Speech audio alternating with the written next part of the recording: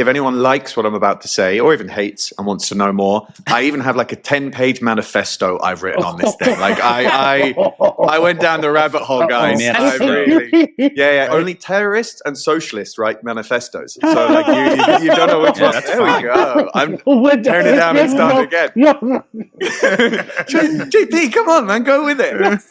Let this man talk, please. I thought you were a lifer. This is crazy. Okay. Yeah, come on. JP's out. Christian's in.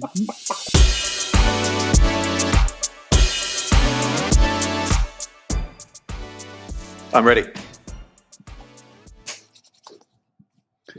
What's up, lifers, and welcome to the Daily Standup with Lifetime Value, where we're giving you fresh new customer success ideas every single day. I got my man JP here. JP, do you want to say hi?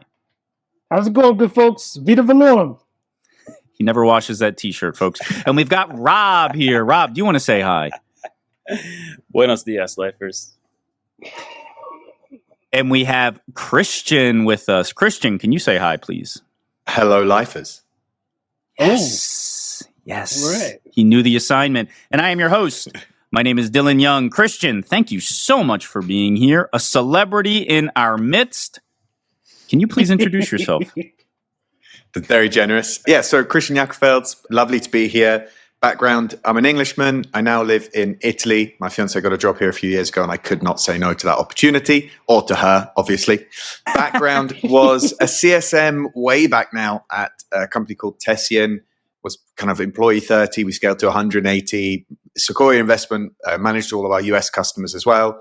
There was at Plan Hat, similar journey, 30 through 180 employees. So I well and truly bitten by the customer success bug.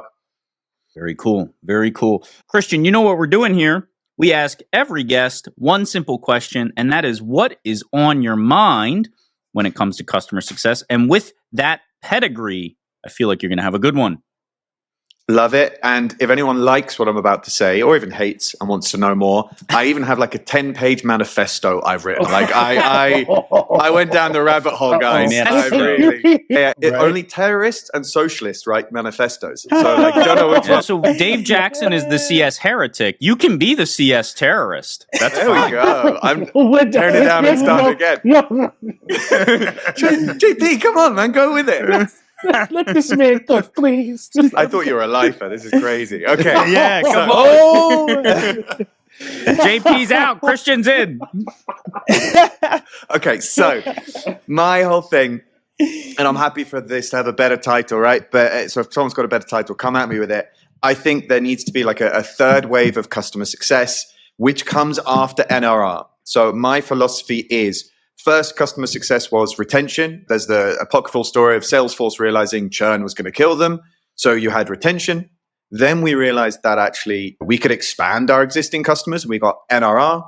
But I saw when the market turned, you could have a CS team that was hitting the NRR number and still got downsized, which to me means that metric is not the North Star metric. Because if I can hit it and I've still failed, it's not the metric I should be going for.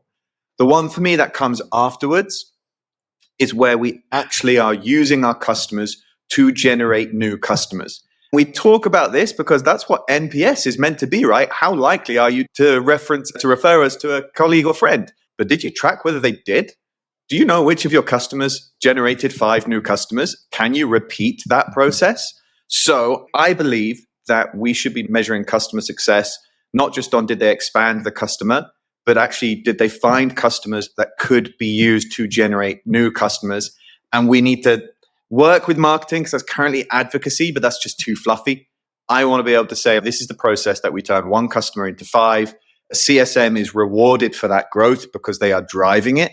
Equally, job change, you could start to look at that as well. Hey, this customer loved us. They've moved to a new business. The CSM restarts that conversation, passes it to the AE. I believe this is way more of a North Star metric. I believe ARR and NRR end up competing with each other because if I'm a sales rep, I want to do as big as possible a new deal because I most likely don't get to feed on the expansion. So I believe then when you're a CSM and you're managing 30 customers and you can only grow 10 of them, you start ignoring the other 20 or at least not giving them the same amount of time. I remember being a CSM and one of the customers I gave the least amount of attention to was one of our best that had signed a 3-year contract. So when push came to shove in a busy quarter, they got less attention. So my hot take is I believe there is a metric that needs to come after NRR, which looks at not just expanding existing customers, but leveraging those customers to generate new customers. Quick pushback. How does the example you just gave that sounded like this is what we don't want, where some customers get more attention, others don't, the customers who have more friends, so to speak, are still going to be the ones that get more attention than others. Does this solve for that? Yeah, so we always have to remember we're running a business. Like we want everyone to be happy, we want everyone to be successful, but we're running a business. At the moment, it means that if I'm a CSM, I'm going to focus more of my attention where there's either churn or expansion. Like that's what's going to get my attention. So already there could be 80% of my portfolio I'm not giving as much attention to. With this, we're adding another post, which is churn, expansion, and expansion via new customers. Yep. So while you can't make sure every customer is getting all the same attention, you are giving more customers more attention than you were before. So it's not perfect in terms of everyone getting equal love, but it is a step towards more people getting attention, and it's attached to the business outcome, which is grow the business. Rob, this holds a special place in your heart. I have a question, actually. Yeah. Because this was related, you talked about it from the CSM side, but what about measuring? It seems like, and you touched upon it, how are you going to be able to measure this? It seemed like that was one of the big challenges people had. How do you measure the impact and like that can actually be tied to CSMs? Yeah, and I write about this in the manifesto, so happy to talk more. My thing is you got to be super harsh here.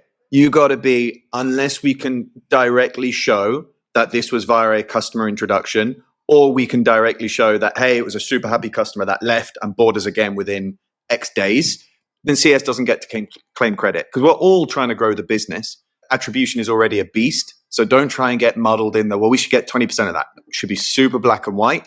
And it should therefore lead CSMs to say, okay, well, how do I make sure that I can show I was involved in this? They should be going to customers and saying, look, I can see these 4 people really well. I've been speaking with my sales rep and we think they would be good customers. Do you feel comfortable making that introduction? Now the CSM is the one opening that new business deal. So you don't just get to claim, oh yeah, but we're CS because of the customer success, they bought more. Yeah, because of marketing, they knew about us. Because of sales, they bought us in the first place. If you want to claim credit, you have to such a thick line between the action and the outcome. I'm going to jump in here. Rob, I want you to, only because this is how you and I originally met, this idea of advocacy being the most valuable piece of the puzzle. Right. Tell us how you feel about it.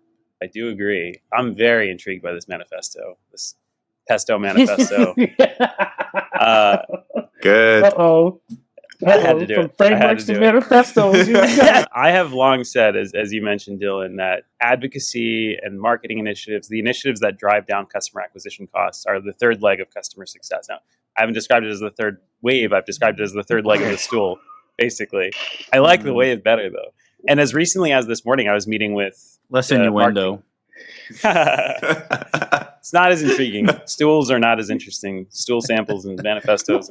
Anyway, but as recently as this morning, I was having this conversation with the head of marketing of one of my clients, and we both aligned that the current company, they're seeing marketing and customer success as different ends of the spectrum. And we were like, it's on us to tie those ends together and make it a circle, not a spectrum. And the conversation always comes up, like, why does this get disregarded? Why does this third wave get pushed to the wayside? And my hunch is that it's because the KPIs that are pertinent when it comes to referrals are often not seen under the same umbrella, the NR umbrella, right? Because I think your first wave and your second wave, they are under the same umbrella. Retention and expansion, they fall under the NRR umbrella. But this customer acquisition cost KPI around like that referrals drives, like it's under this separate bucket where referrals, testimonials, case studies, they're easy to push to the side and they're easy to just like shrug off to some other department, whether it's sales or whether it's marketing, and ends up being the case that nobody owns it. So it's funny. I thought you were going to actually say, when you said third wave, I thought you were going to say margins. I thought you were going to say company margins as being like the next thing. Like, how do you drive the most NRR with the lowest costs associated? And so I feel like if I have a counter hypothesis as to what this third wave might be, it might be something with regard to this efficiency metrics and customer success. But we'll see. We'll see where the Yeah, world but takes that us. is margin. This is all margin. It's revenue acquisition at the cheapest cost possible, right? But it's true. But I agree with Rob in that like that wouldn't be the metric for me. It wouldn't be margin, but it could be. I suppose and this isn't so much a counter. It's just it depends where you are in maturing as a company. Now there's not as much like free money as there used to be from VC, so margin becomes a priority much earlier. But for a lot of companies, growth is king, and then we're going to figure out margin later. So I think it could be like there's a metric which is around monetized advocacy that then actually starts to transition into margin because the business starts to focus more on margin as it gets bigger. We're out of time, but Christian, I just have to ask you, who's going to win F1 this year? Is it Verstappen or Norris? You're tearing my house apart right now. My fiance is Dutch, so I have to stay. It's Verstappen. It's definitely Verstappen. Yeah? She's in the other room, so it's definitely Verstappen. You think he pulls it out? All right. All right. Fair enough. This is an awesome topic. Come back and we'll start on page 2 of the manifesto. We'll make this a 10-part series. What do you think? Love it. Guys, this was great fun, great concept, great people. I appreciate you having me on. You've been listening to the Daily Standup by Lifetime Value. Please note that the views expressed in these conversations are attributed only to those individuals on this recording and do not necessarily reflect the views and opinions of their respective employers. For all inquiries, please reach out via email to dylan@lifetimevaluemedia.com. Find us on YouTube at Lifetime Value and find us on the socials at Lifetime Value Media. Until next time.